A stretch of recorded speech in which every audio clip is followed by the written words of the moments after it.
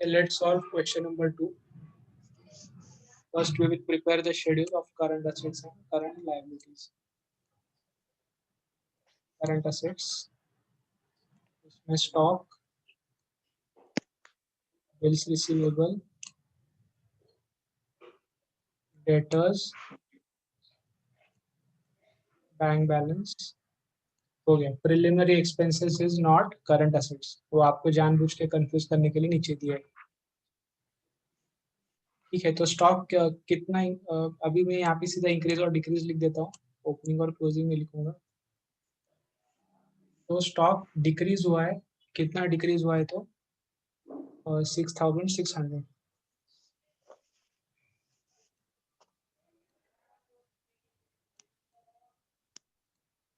उसके बाद bills receivable 1200 से इंक्रीज हुआ है, तो यहाँ पे इंक्रीज में लिख देता हूँ मैं 1200. फिर डेटर्स 1000 से इंक्रीज हुआ है, तो यहाँ पे 1000 लिख देता हूँ.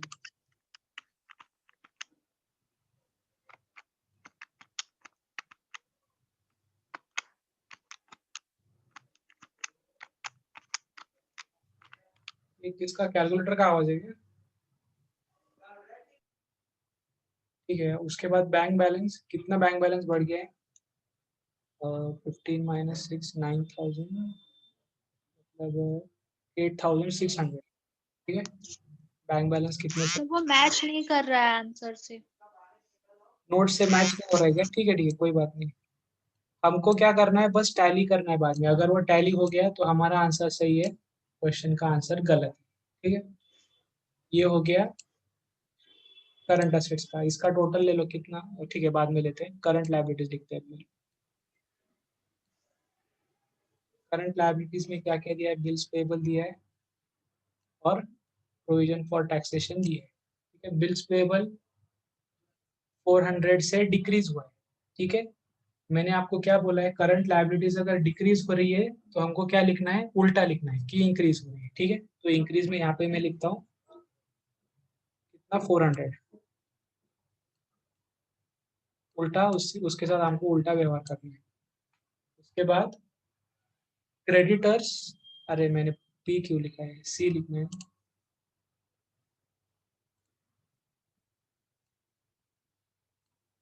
कितना है क्रेडिटर्स? 2600. क्या हो गया? कम हो गया. तो मैं यहाँ पे वापस लिखता हूँ. कौन मैसेज कर रहा है?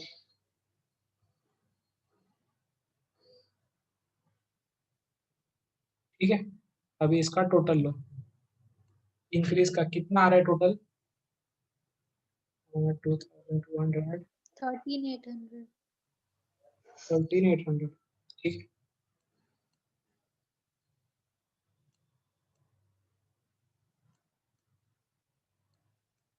और डिक्रीज हुआ है 6,600. ठीक है, तो डिफरेंस कितना आ रहा है बोलो? इंक्रीज कितना हुआ है वर्किंग कैपिटल इस साल? तो वो है 7,200. आया ना? ठीक है, बुक कार्ड छोड़ दो, बुक में गलत रहता है. Sir provision for doubtful debts का भी होगा ना? अच्छा, अरे हाँ, ये तो यहाँ पे दिया है, अच्छे से अलग से दिया है. ठीक है, तो क्या हो गया इसमें? और 200 से कम हो गया है, हमने इसको कंसिडर नहीं किया.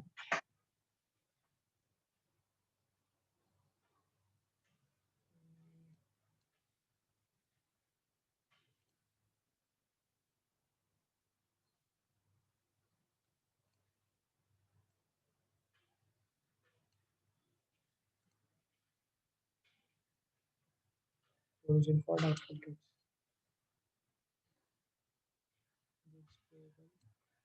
क्रेडिटर्स कितना है? 200 से डिक्रीज हुआ है, मतलब यहाँ पे इंक्रीज हो जाएगा. 200. बिल्स पेबल का कितना है वापस एक बार? 400.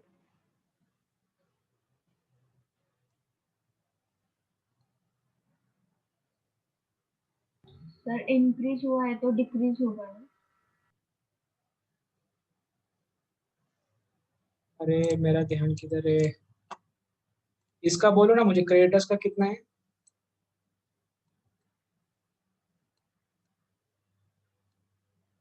2600।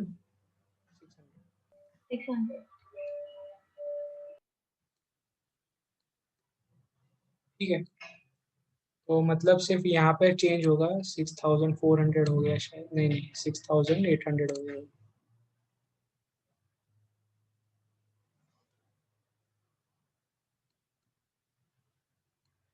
और यहाँ पर भी 13800।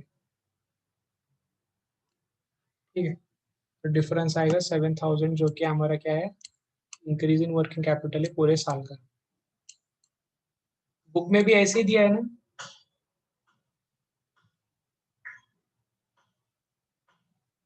ठीक है, या तो क्या करो कि ये जो डेटर्स दिया है इसमें से वो माइनस कर दो, ये प्रोविजन फॉर डाउटफुल डेट्स, या फिर ऐसे जैसे मैंने लिखा है ऐसे अलग से लिखो। ठीक है, दोनों भी करेक्ट है। अभी आगे देखते हैं क्या क्या दिया है। प्रोविजन फॉर डाउटफुल डेट्स हो गया। अभी स्टार्टिंग से यहाँ पे मैं बना देता हूँ, सोर्सेज एंड एप्लीकेशन अकाउंट। इसको क्या बोलते हैं, फंड फ्लो स्टेटमेंट बोलते हैं, ये जो बना रहा हूँ मैं। यहाँ पे प्रॉफिट एंड लॉस अकाउंट बना देता हूँ।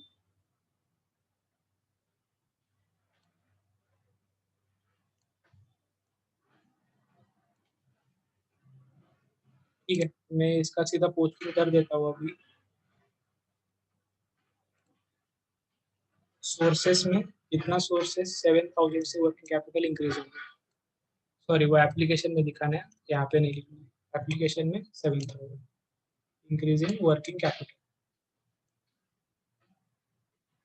ठीक है, अभी देखते हैं फटाफट। बिल्डिंग, बिल्डिंग कितना डिक्रीज हो गया है, 2000। डेप्रिसिएशन कुछ दिया है क्या बिल्डिंग पे? एडिशनल इन्फॉर्मेशन में देखते हैं, डेप्रिसिएशन ऑन प्लांट इज 4000। ठीक, तो प्लांट को अंडरलाइन कर दो, 4000। फिर provision for tax made 19000, provision for tax का भी एक एडजस्टमेंट है। फिर इंटरिम डिविडेंड, क्वेश्चन में प्रपोज डिविडेंड दिया नहीं है तो इसका कोई एडजस्टमेंट नहीं है, तो यहाँ पे सीधा लिख सकते हैं हम लोग 8000 का पेमेंट किया है। उसके बाद piece of machinery was sold for 8000। Plant and machinery में एक और एडजस्टमेंट है, तो एक और लाइन लिख देता हूँ। It had costed 12,000, depreciation of 7,000 was provided on that। इसका क्या मतलब है कि बिल्डिंग पे डेप्रिसिएशन बिल्कुल भी नहीं है। ठीक है, तो अगर 2000 से बिल्डिंग कम हो गया है तो इसका क्या मतलब है, हमने सेल किया है। सेल किया है, इसका क्या मतलब है कि सोर्सेस में हम लोग 2000 लिखेंगे। ठीक है, ये आ गया 2000।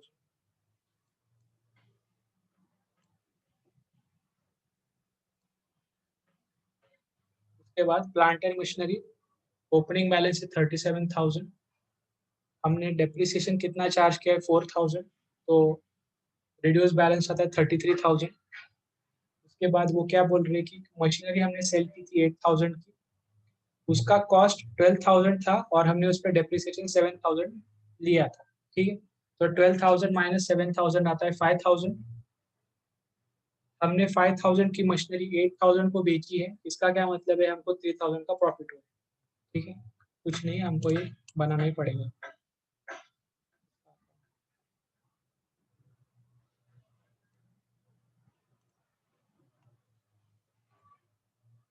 प्लांट एंड मशीनरी अकाउंट,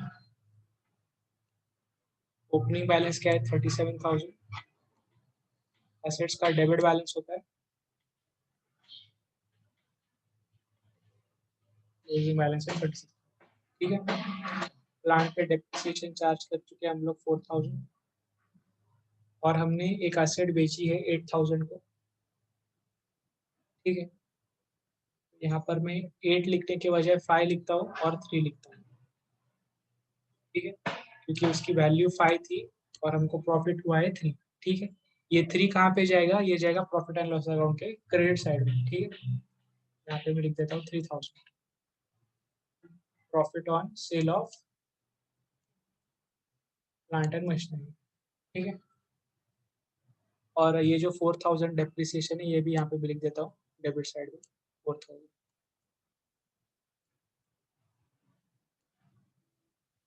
ठीक है, तो अभी इसको क्लोज करते हैं प्लांट एंड मशीनरी अकाउंट को। कितना आ रहा है बैलेंस, 39, 48, 11,000 परचेज किया है क्या?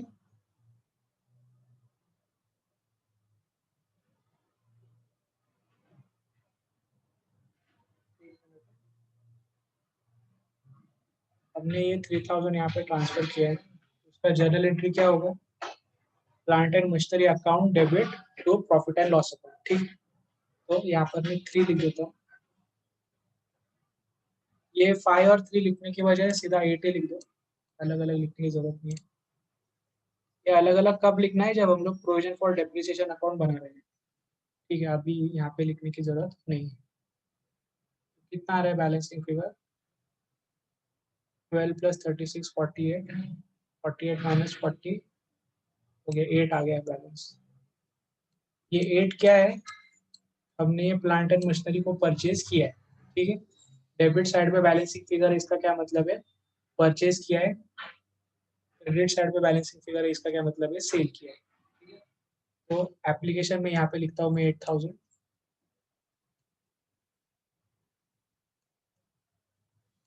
ठीक है ना। मतलब 8,000 का मशीनरी बेचा और 8,000 का मशीनरी खरीदा, ज्यादा डिफरेंस नहीं। चलो प्लांट अकाउंट भी हो गया।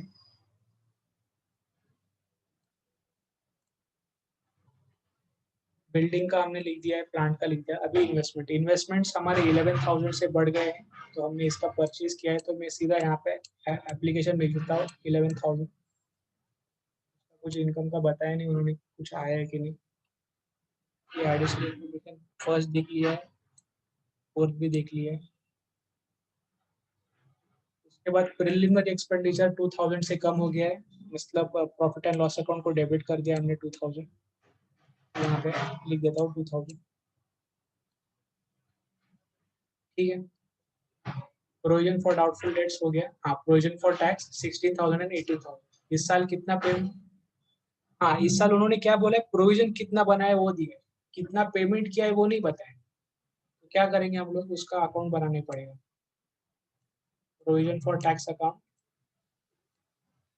ओपनिंग बैलेंस क्रेडिट बैलेंस होता है 16,000, क्लोजिंग बैलेंस 18,000 है। हमने प्रोविजन कितने का बनाया है? 19,000। प्रोविजन का एंट्री क्या होता है? Profit and loss account debit to provision for taxation account, ठीक।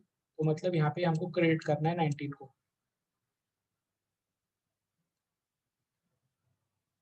ठीक है। यहाँ पे जो बैलेंसिंग फिगर आएगा वो होगा हमने इस साल पेमेंट कितना किया है, ठीक है। तो मैं प्रॉफिट एंड लॉस अकाउंट में लिख देता हूँ यहाँ पे प्रोविजन 19,000।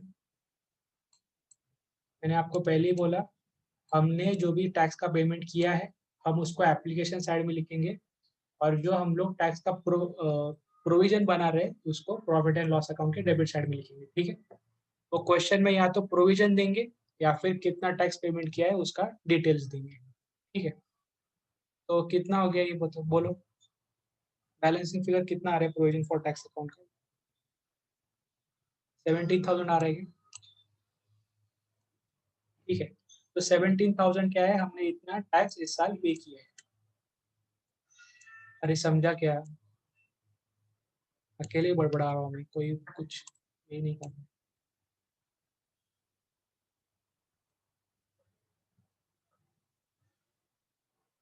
अगर समझाए तो आगे बढ़ेंगे। मुझे ये क्वेश्चन में यही इंपॉर्टेंट है कि टैक्स कितना पेमेंट किया है, उसके बजाय उन्होंने प्रोविजन का अमाउंट दिया है, ठीक है। यही इंपॉर्टेंट है पूरे क्वेश्चन में, और कुछ इंपॉर्टेंट नहीं है क्वेश्चन में।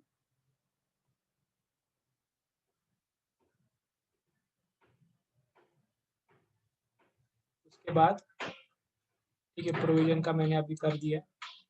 Interim dividend of 8,000 was paid during the year,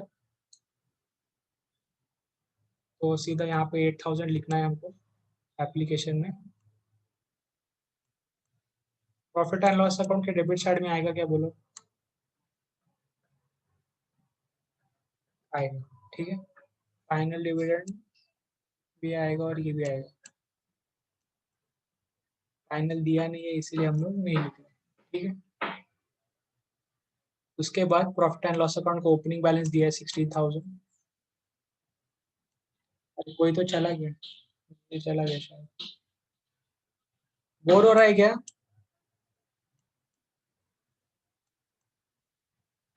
opening balance 16,000, closing balance 13,000।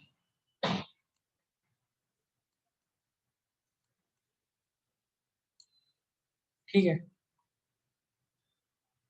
ये हो गया प्रॉफिट एंड लॉस अकाउंट का, हमने यहाँ पे लिख दिया है। ठीक है, फिर जनरल रिजर्व वापस 4,000 से बढ़ गया है, उसका क्या एंट्री होगा?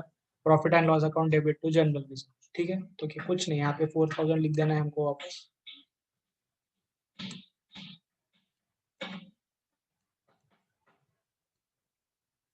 उसके बाद शेयर कैपिटल 10,000 से बढ़ गया है, यहाँ पे सीधा सोर्सेस में लिख दो 10,000।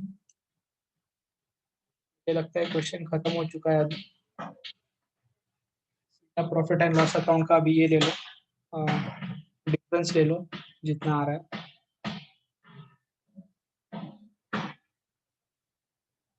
यहाँ पे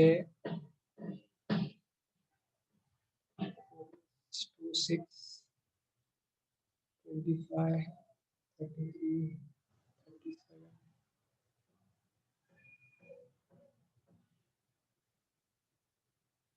कितना?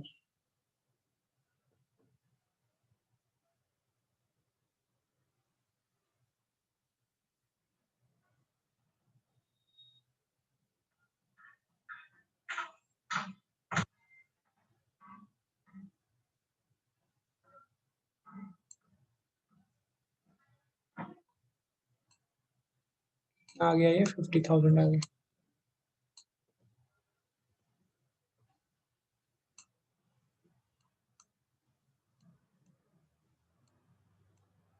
ठीक है, और क्रेडिट साइड का क्या बैलेंस है? 19,000 है। ठीक है, तो 19,000 माइनस 50,000 कितना आता है? 31,000। ठीक है, तो बैलेंसिंग फिगर यहाँ पे लिख देता हूँ मैं 31,000। हमने इस साल कितना कैश जनरेट किया है ऑपरेशन से? तो 31,000। सही जा रहा है ना हम लोग? कुछ गलत हो रहा है क्या? ठीक है, तो ये 31,000 यहाँ पे आ जाएगा सोर्सेस में, इसका टोटल ले लो, ये टैली हो जाएगा शायद से, क्योंकि हमने सब एडजस्टमेंट्स अच्छे से लिखे।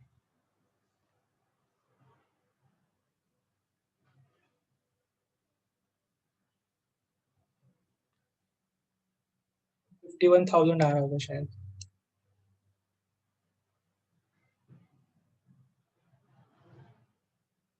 41, 43,000।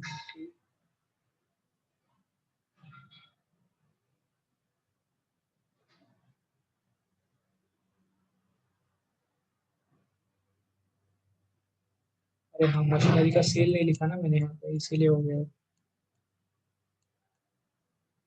मशीन सेल की थी ना हमने, और 12,000, 20,000 और ये 51,000 हो गया, साइड का 51,000।